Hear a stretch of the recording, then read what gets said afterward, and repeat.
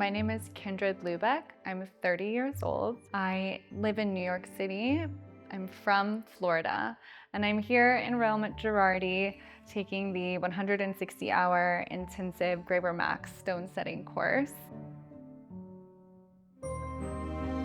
I started making jewelry in the summer of 2020, and I love working with my hands, and any chance I can get to intensively train, I take it.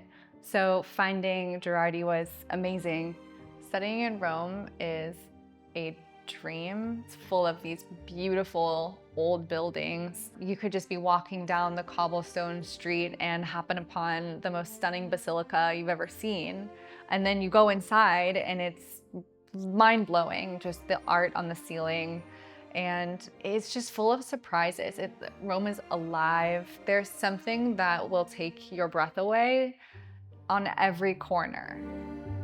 My father is a goldsmith, and I was immediately hooked. I practiced for hours and hours and hours after his store closed, and I would stay by myself and practice, until midnight.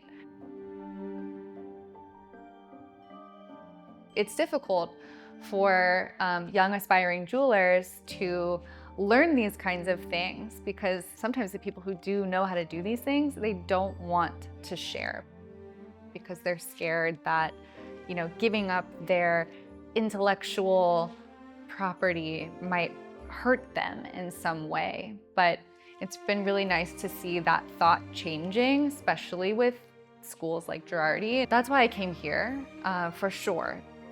I'm already an engraver. I'm specifically wanting to learn pave. I feel that pave training is really going to elevate my work, and already I can't believe how much I've learned in just a few short weeks. I think a lot of the time when people hear that I'm a second-generation jeweler, they think that it's easy and that they can't do it too, because they look at my story and they go, that's nice, but that was only possible because she is a second-generation jeweler. And yes, I did have the leg up of my dad transferring the knowledge to me, but I don't think you have to have that. And especially when you have schools like this where that knowledge transfer is happily shared from master to student. My first impression of Girardi on the first day, I was surprised at how big the school is and how many people were here. Every bench was full of students, and everyone was so kind and welcoming, and I just felt immediately at home. And I even got to sit up next to Pierre, which was a little bit intimidating, but he's so nice and helpful. And so I think when you're sitting next to a master, it always feels a little like he's gonna see my skill level, and it's not that good.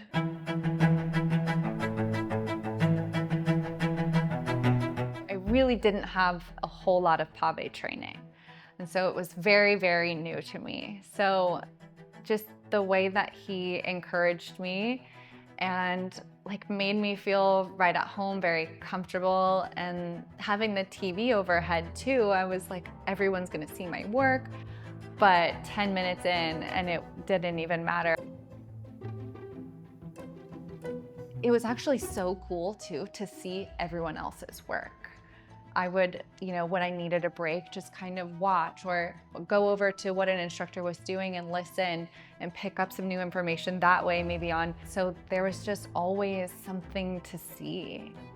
Previously, I've taken courses where everyone works on the same project at the same pace. So it was very different for me to come in and see that everyone was working on different projects and everyone had a different skill set. They were at different levels. So that was immediately, I thought to myself, how is this going to work? And I realized there were multiple teachers. I was so surprised how well that worked because it was so different than anything I'd ever seen. But It's so good to go at your own pace and to be able to pick a project that really speaks to you from the portfolio.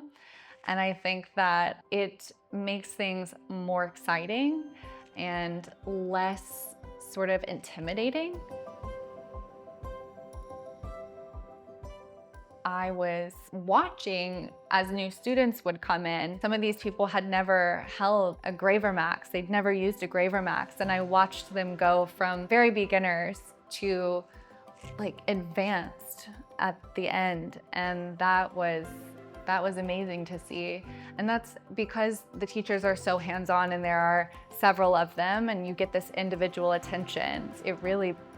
It's been beyond my expectations. If you want to join the jewelry industry, but you're just a little scared, you don't know where to start or how to do it, my advice is do it anyway. Just do it scared. If something scares you, I think that's a really good sign that you should do it.